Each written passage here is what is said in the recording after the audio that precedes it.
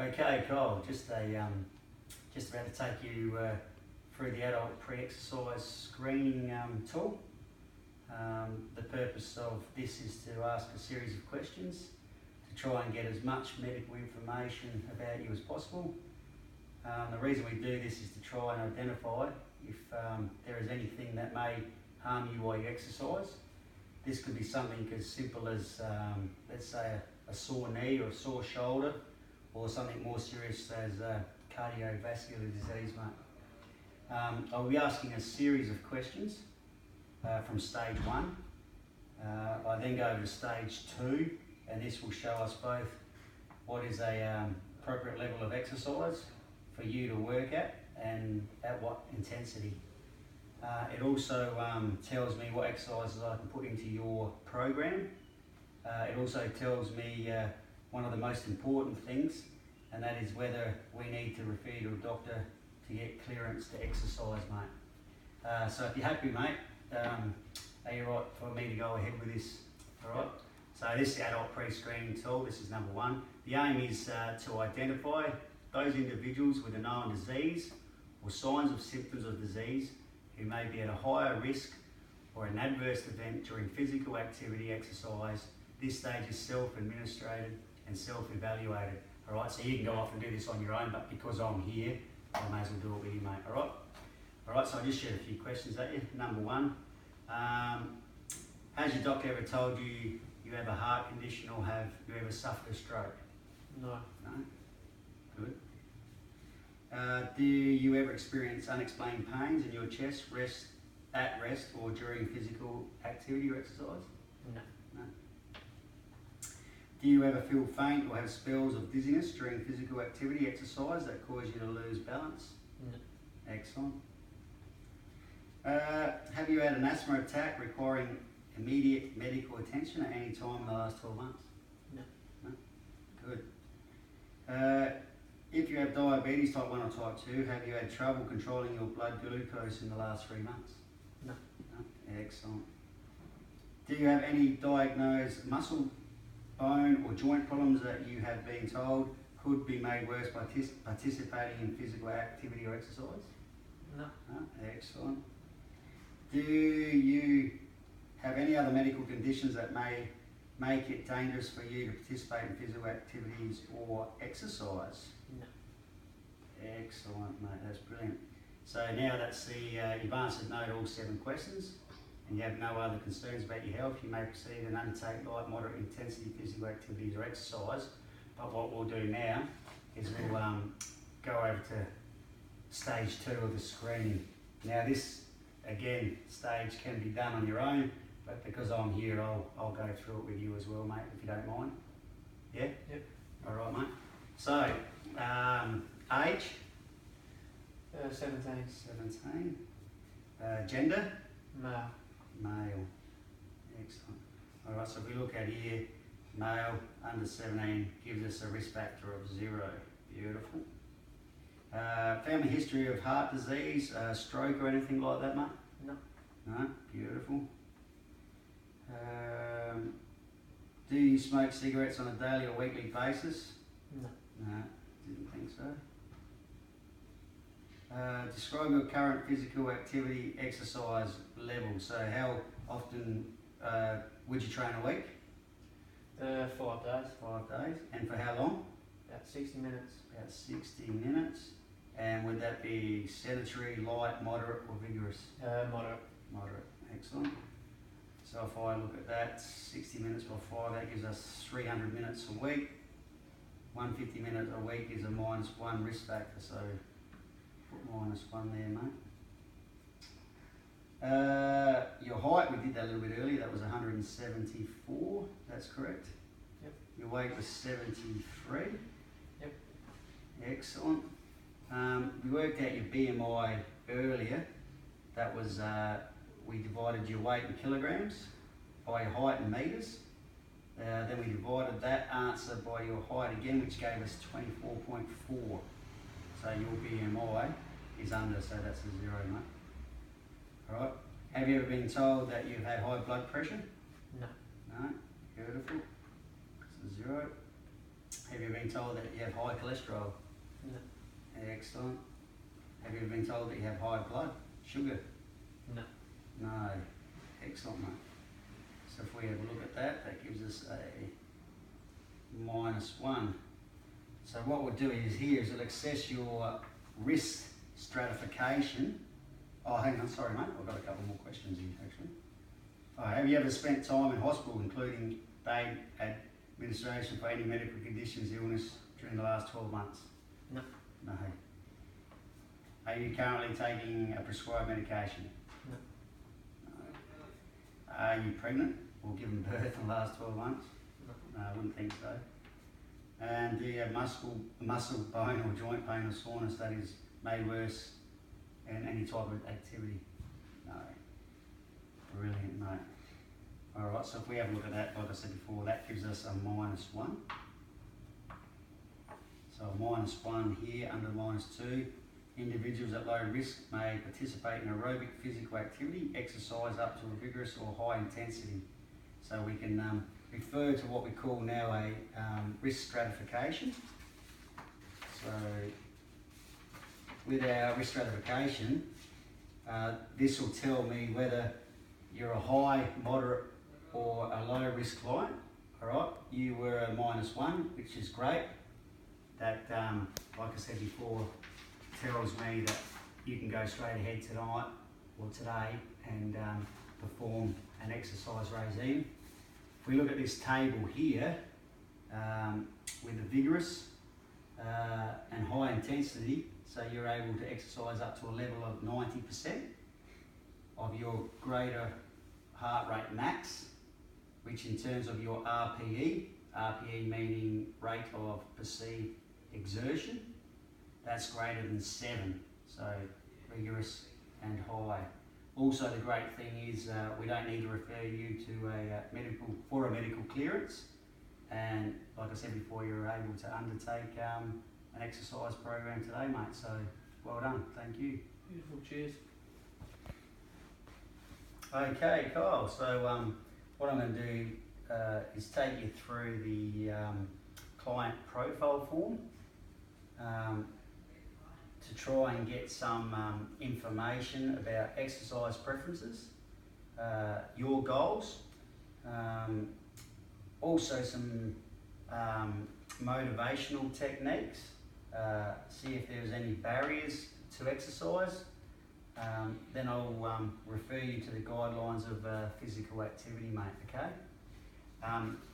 Alright, so you like your exercise preferences. How long do you like exercise for? 30 minutes greater than, or 30 minutes less than, or 60 minutes? 60. 60 minutes. Beautiful. What time of day do you prefer to exercise? In the morning. Morning.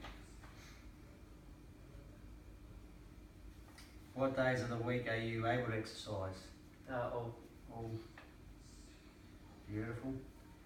What exercises do you like? Endurance, CrossFit, boxing. Oh, excellent. Quite obviously right into your cardio sort of stuff, mate. Yep. What exercises do you dislike? None. Excellent. Alright, so if we look at some exercise goals, it's like a client motivator. If, like with an appearance, say you're doing it to lose weight, fit into clothes, or specific weight goal? Lose weight. You want to lose some weight? Excellent. Social-wise, is it to make new friends, change current inactive lifestyle, or make exercise a new hobby? Yeah, make new friends. Make new friends. With the fitness side of it, are you going to improve aerobic capacity, gain muscle, or increase strength? All All of them. Excellent choice. Competence, improve flexibility, improve balance, improve agility, improve ability with chosen sport. Flexibility. Flexibility, being a footballer, mate, I'm sure you need that. Excellent. And interest and enjoyment, mate. Stress relief, enjoyment with exercise, or competition? All of them. All of them.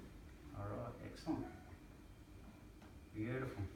Alright, so with the motivational technique, depending on the above client's goals, choose the correct client motivator and provide your client with an appropriate motivational statement to help commence or adhere to exercise.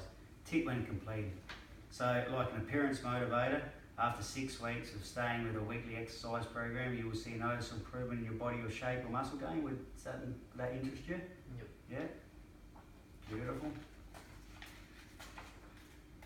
What else we got here,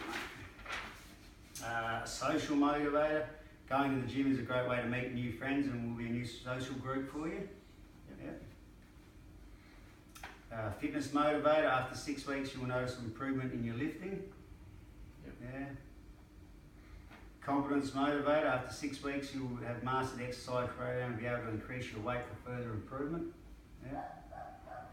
And interest and enjoyment motivator. You said you love the exercise, so this new weekly exercise program will be a great addition to your lifestyle for sure, eh? Yep. Excellent, mate. So our barriers to exercise. How committed are you to achieving your goals? Extremely, pretty focused, or somewhat, or not at all? Extremely. Extremely, mate. No worries.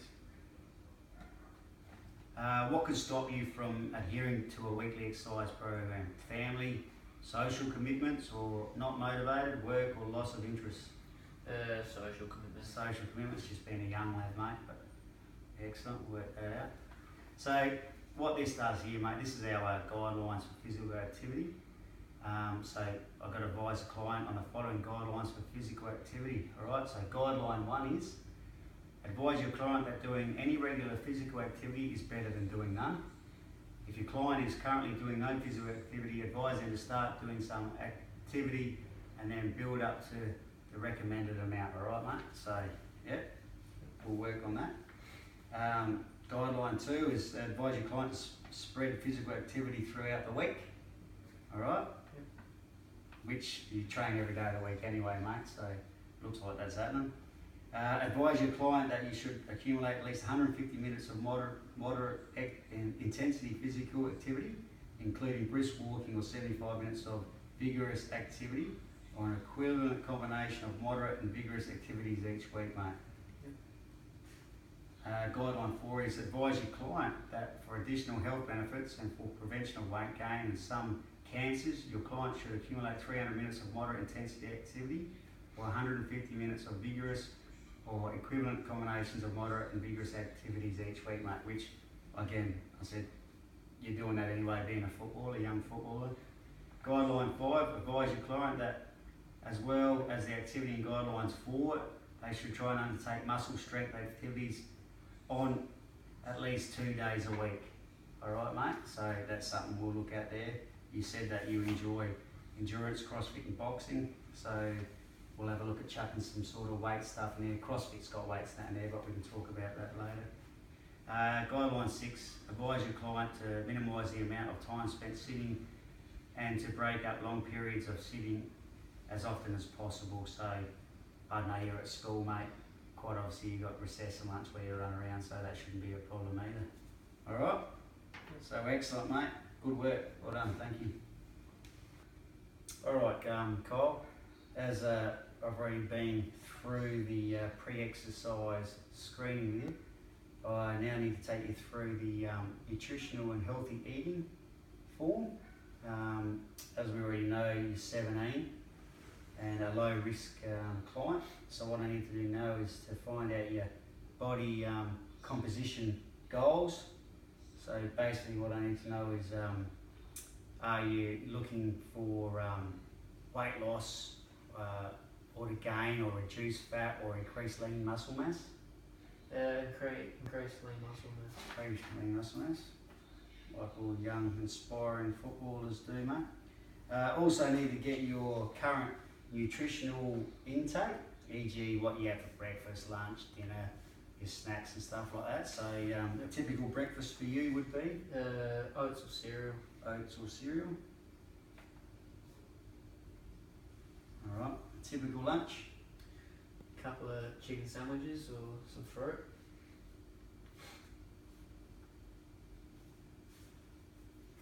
Beautiful. A typical tea, mate? Steak, chicken, fish, and some vegetables. Nice, excellent. All protein there, mate. Definitely going to make it good for muscle mass. A snack, like if you're just snacking during the day.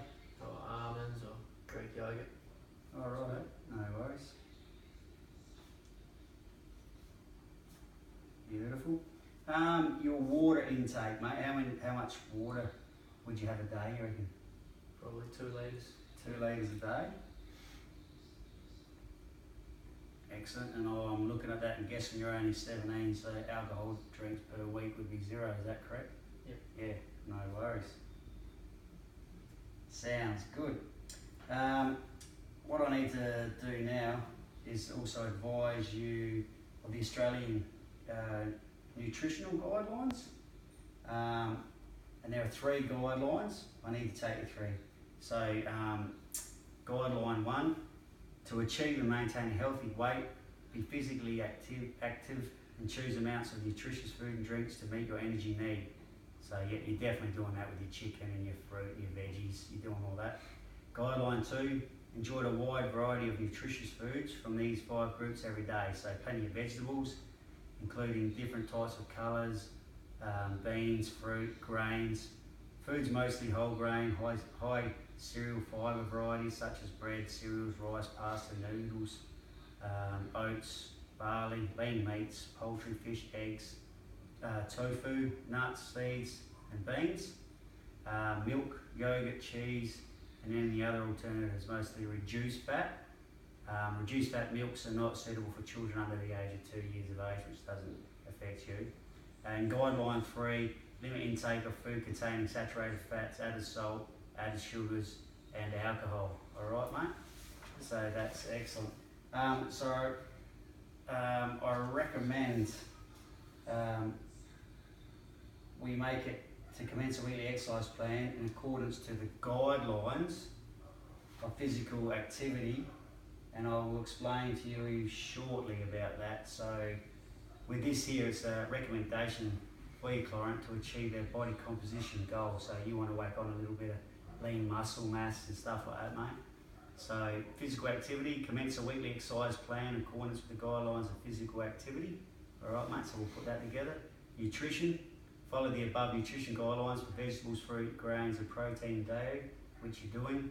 Water, increase your water, you're getting 2 litres, so keep that up, mate, that's easy, that's good. And salt, sugar and alcohol, just got to decrease those, mate, all right? Yep. So that's excellent, so thank you very much.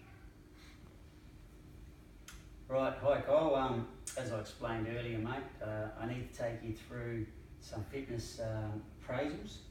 The first one being blood pressure.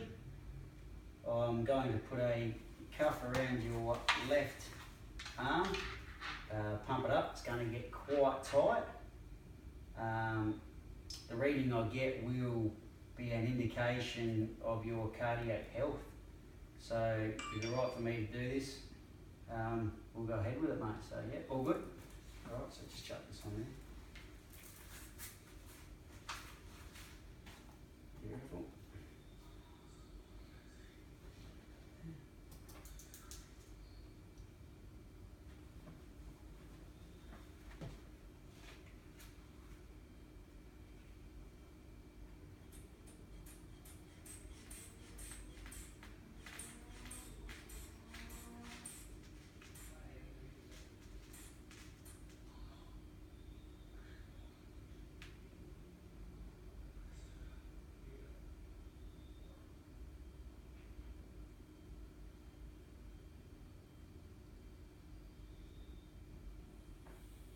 Beautiful, mate.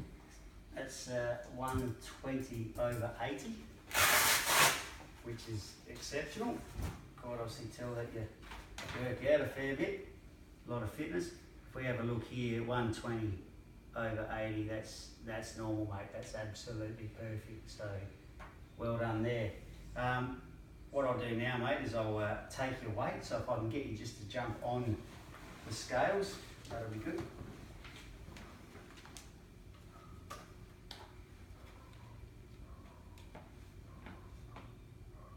Beautiful, 74 kilograms. And also get you to do your height, Kyle, so if you just back up here, just bare feet against there, mate. Excellent. Chuck pen there. Righto, come out. Just get you to hold that for me, mate. Beautiful.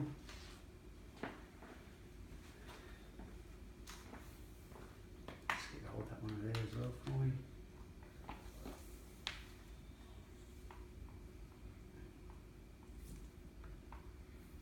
Put him up tight, mate. What are you reading there? 174. 174. Beautiful. So 174. Alright, so with that, I can also calculate your BMI. So we did that earlier, that came out at 24.4. So to calculate that BMI, we divide your weight in kilograms by your height in metres. Then we divide the answer by your height again, which gave us 24.4. 18.5 to 24.9 is normal range, mate. So that's excellent, all right? What we'll do now is do a girth measurement. So what I'll do is I'll get you to just jump up, mate, if you would. Yep, so get you to breathe in, and then breathe out, and then breathe in again, and then out. Beautiful. About 88, about 78, sorry, mate. So that's 78 centimetres, which is good. If we have a look at here, a risk factor for waist girth is given if a male has a waist of greater than 94 centimetres or a female has a waist girth greater than 80. There's a great increased risk of chronic diseases if the waist girth is 104 in males and 88 in females. So 78, mate, that's spot on. So well done. Thank you.